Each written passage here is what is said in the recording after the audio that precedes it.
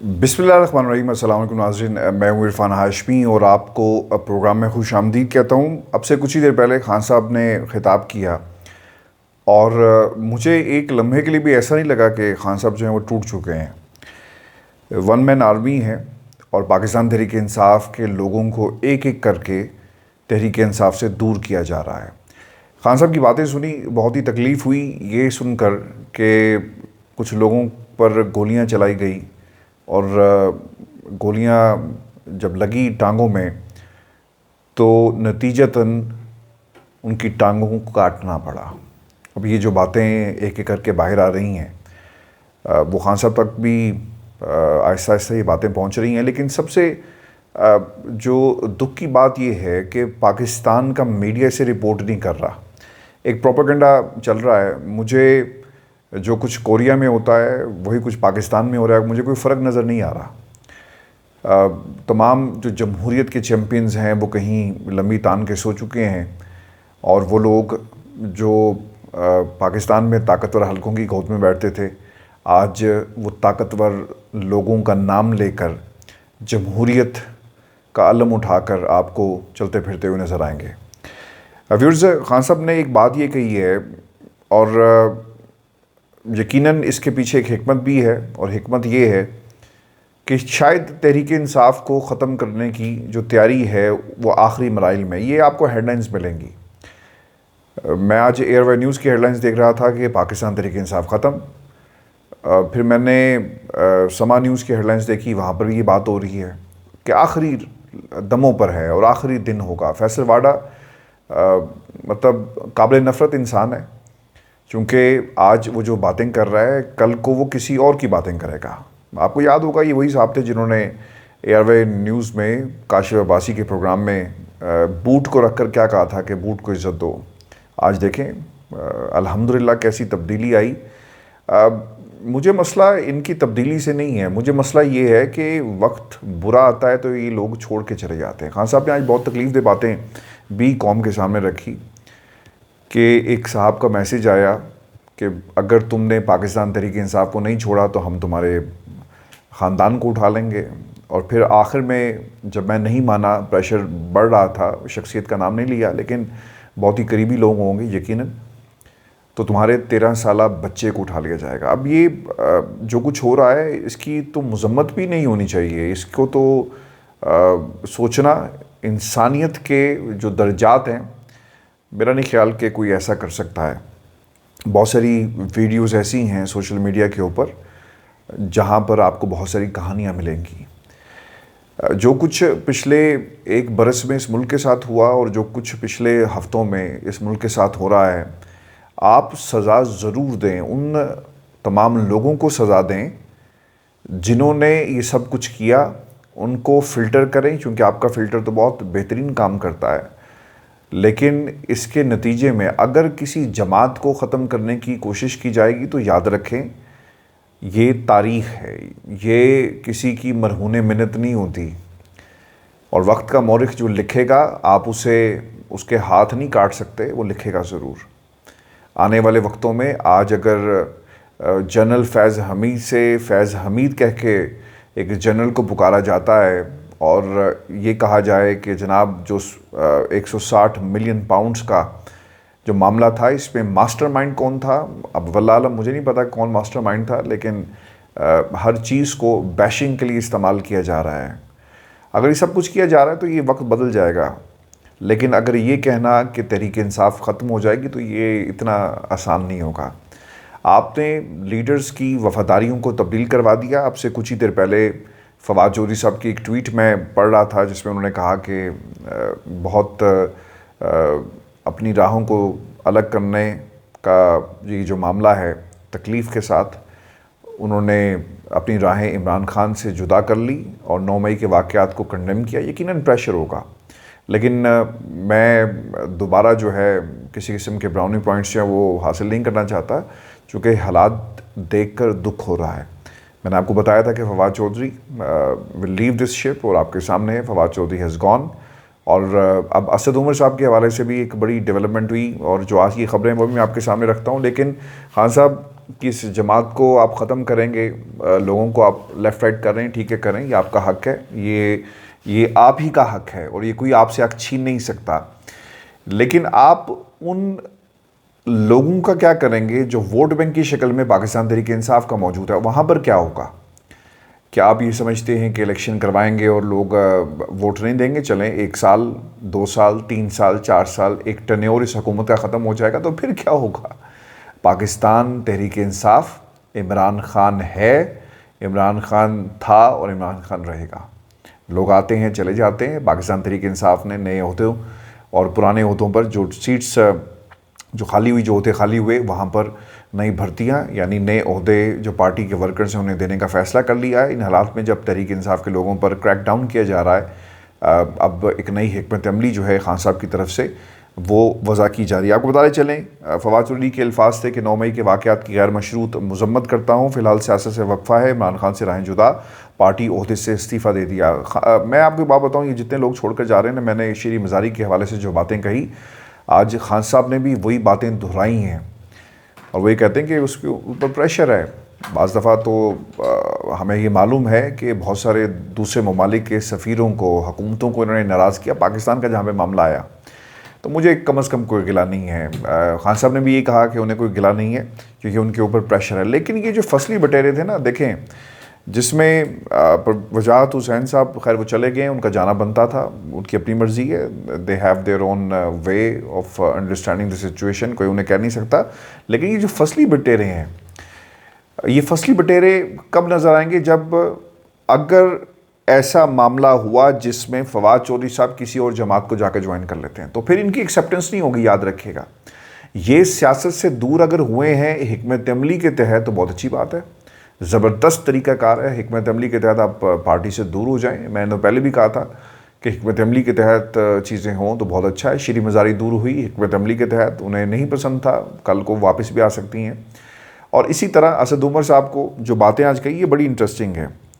और ये कह कौन रहा है? असद उमर की गिरफ़्तारी इस्लामाबाद हाई कोर्ट में कलअदम करार दी गई और उन्हें फ़ौरी रिहा करने की बात जो है वो की गई है। और फिर जस्टिस गुल हसन औरंगज़ेब ने क्या कहा? ये वही हैं जिनकी आंखों में आंसू आ गए थे और इन्होंने कहा कि बाबर अवान साहब, असद उमर की 2 ट्वीट्स जो हैं आपने उन्हें ज़ाया करना है, यानी डिलीट कर दें फ़ौरन जाकर। जिस पर बाबर अवान साहब ने कहा कि हमने तो सिर्फ ख़बर रिपोर्ट की लेकिन आपके हुक्म की तामील होगी। फिर उन्होंने कहा कि अगर आप ऐसा नहीं करेंगे तो आपको वो रिहा नहीं होने देंगे। देखिए, ये पाकिस्तान के जजेस कह रहे हैं ना, मैं तो नहीं, इरफान हाशमी तो नहीं कह रहा ना। अगर इसको रिपोर्ट किया जाए, इसको कहीं लिख दिया जाए तो भाई इसमें हमारा क्या कसूर है? तो उस जज को उठा लें जिसने ये बातें कही हैं, उसको ले जाएं जहाँ लेकर जाना है। जितने दिन आपने रखना है आप रखें, ये पाकिस्तान आपका है और हम कीड़े मकोड़े हैं। लेकिन व्यूअर्स, मैं आपको ज़्यादा मायूस नहीं करना चाहता, लेकिन मैं आपको बात बताऊँ, उस वोट बैंक को भी ख़त्म करें, उस वोट बैंक की भी कोई ब्रेन वॉशिंग करें, उस वोट बैंक को भी हिला कर दिखाएँ जो पाकिस्तान में इमरान खान का है, तो फिर आपकी जीत होगी। लेकिन एक हुकूमत, 1.5 हुकूमत, आधी हुकूमत, एक टर्न्योर खान साहब ने कम बैक करना है। और हालात बदलते हुए इस मुल्क में कुछ भी नहीं पता लगता। नवाज शरीफ मज़े से बैठा पाकिस्तान से बाहर इस वक्त हंस रहा होगा, देख रहा होगा पाकिस्तान के हालात को, मरीम नवाज़ को सियासत में लेकर आना है। शायद ये सब प्लानिंग की गई। किसी ने आज तक ये सवाल किया कि मियाँ साहब, आप जिस घर में रहते हैं, इस घर के दरो दीवार किस पैसे से ख़रीदे गए, मनी ट्रेल कहाँ पर है? किसी ने नहीं पूछा।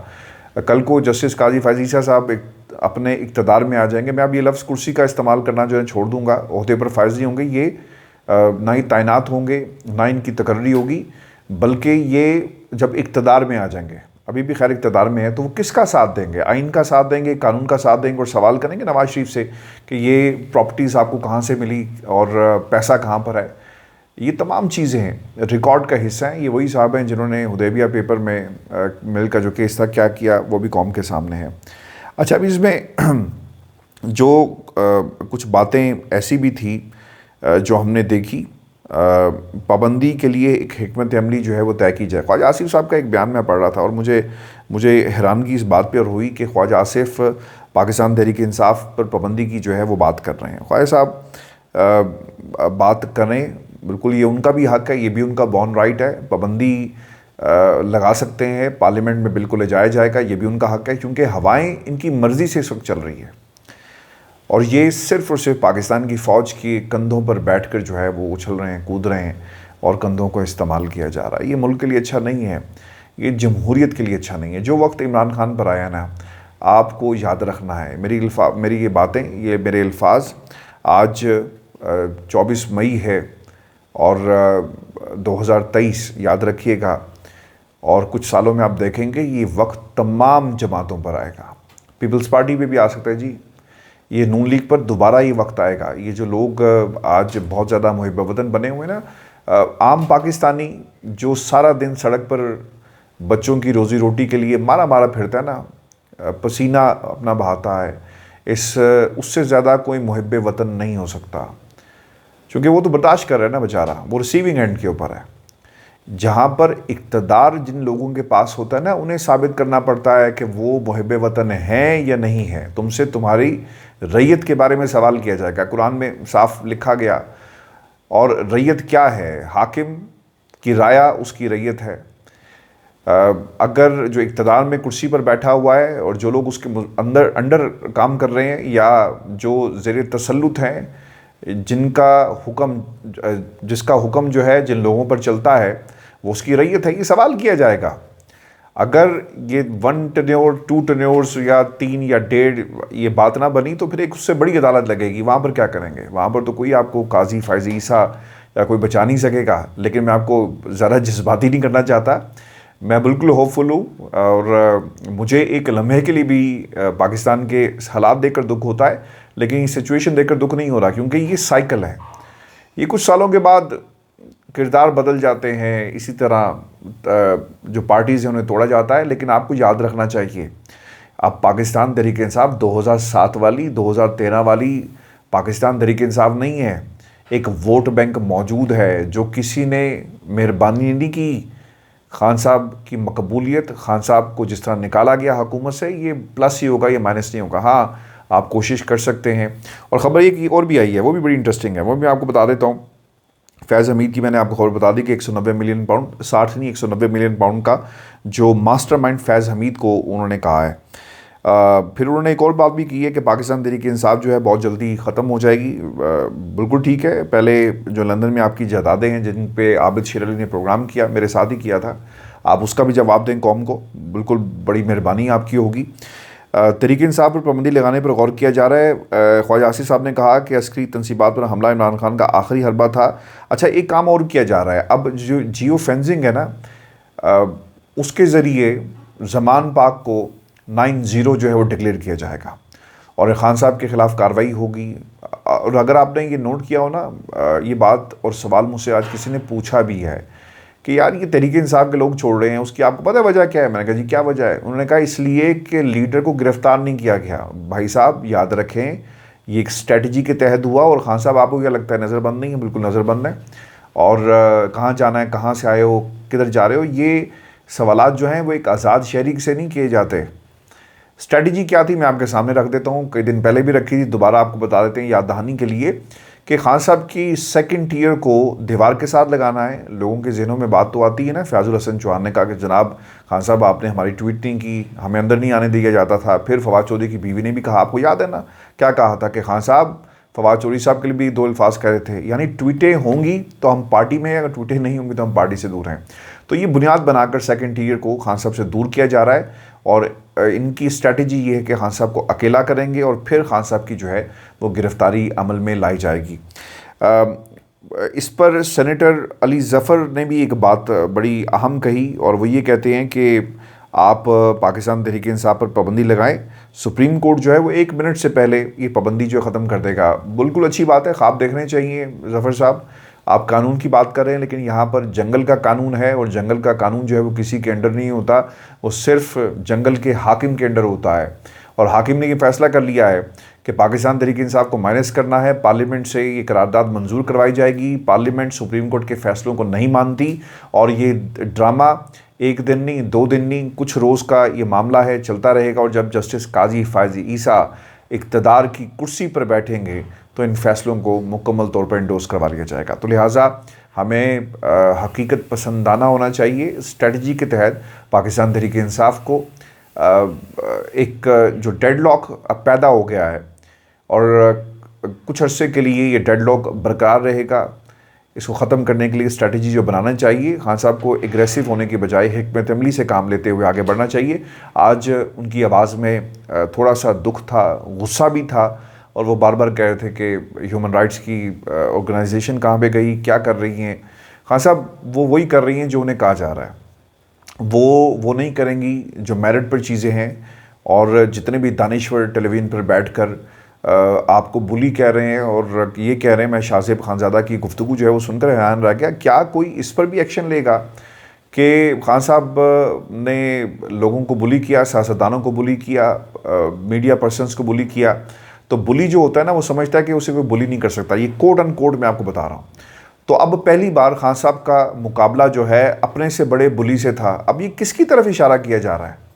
बताएं शाहज़ेब खानज़ादा साहब, किसकी तरफ आप इशारा कर रहे हैं? किसको कह रहे हैं कि बहुत बड़ा बुली है आप? क्या हम ये समझें बीइंग पाकिस्तानी, आप पाकिस्तान की इस्टेब्लिशमेंट को ये बात कर रहे हैं? क्यों कर रहे हैं? तो क्या कोई एक्शन लिया जाएगा? क्या कोई फ़ौजी अदालत खुलेगी, लगाई जाएगी और इनके खिलाफ कोई कार्रवाई होगी? नहीं होगी, क्योंकि हवाओं का रुख जो है वो बदल चुका है और खान साहब के ख़िलाफ़ जो है वो कार्रवाई इस अंदाज़ में की जा रही है। व्यूअर्स, मैं आपको ये बताना चलूँ कि फवाद चौधरी के अलावा एक और ट्वीट जो है वो सामने आई है और अहलिया का रद्द-ए-अमल आ गया फवाद चौधरी के पीटीआई छोड़ने पर। अब वो क्या कहती हैं कि फवाद चौधरी, उन्होंने ट्वीट में लिखा कि आखिरकार सफ़र इख्तिताम को पहुंचा। भाई कौन सा सफ़र था? कौन सा सफ़र था? सफ़र तो कोई इख्तिताम को नहीं पहुंचा। आई थिंक आपको, चूँकि खान साहब के साथ ना पाकिस्तान की अवाम उम्मीद देखती है। लीडरों के साथ कौमें नहीं चलती, लोग नहीं चलते, तो फिर कौन चलते हैं? भगोड़े तो नहीं चलते, लोग चलते हैं, आवाम चलती है। तो आप अपने आप को इससे दूर करें। पार्टी ओहदे, पार्टी की पोजीशन, ये इसी तरह आनी जानी चीज़ है। लेकिन मैं आपको एक बात बता दूं, वो तमाम लोग जो तहरीक इंसाफ को छोड़कर जा रहे हैं, अपनी मजबूरियां हैं उनकी, बिल्कुल ठीक है। लेकिन अगर वो किसी और जमात को जाकर किसी के कहने पर कीचड़ उछालते हैं तो यकीनन लोग जो हैं उन्हें किसी सूरत भी कबूल नहीं करेंगे। व्यूअर्स, आपको ये बता दूं कि चीफ जस्टिस ऑफ पाकिस्तान के जो रिमार्क्स थे अटॉर्नी जनरल को दिए, वो ये कहते हैं कि हमारी दहलीज पर खड़े होकर बड़ी बड़ी बातें मत करो। मेरा ख्याल है कि अब चीफ जस्टिस को रिज़ाइन कर देना चाहिए और घर जाएं, क्योंकि सारे का सारा फसाद जो है ना, ये चीफ जस्टिस का फैलाया हुआ है। पहले दिन ही तो इन्हें अदालत की कार्रवाई शुरू हो जाती तो शायद आज हालात जो हैं इस नौबत तक ना थे।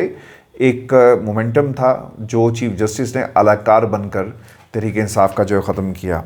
फिर दूसरी तरफ जहांगीर तरीन साहब के हवाले से भी मैंने आपको बताया था कि ये एक्टिव होंगे। जहांगीर तरीन साहब एक्टिव हुए हैं और उन्होंने एक फॉरवर्ड ब्लॉग जो है वो बनाने का बेड़ा उठा लिया है। लाहौर में मीटिंग्स हुई हैं और तहरीक इंसाफ के वो लोग जिनका ताल्लुक जनूबी पंजाब से है, एक फॉरवर्ड ब्लॉग बनेगा और ये फॉरवर्ड ब्लॉग जो है वो शायद पीपल्स पार्टी को सपोर्ट करे और तहरीक इंसाफ का नाम जो है तब्दील कर दिया जाए, यानी फॉरवर्ड ब्लॉक और कुछ नया नाम तब्दील करके इसमें कुछ एडिशन करके बना दे।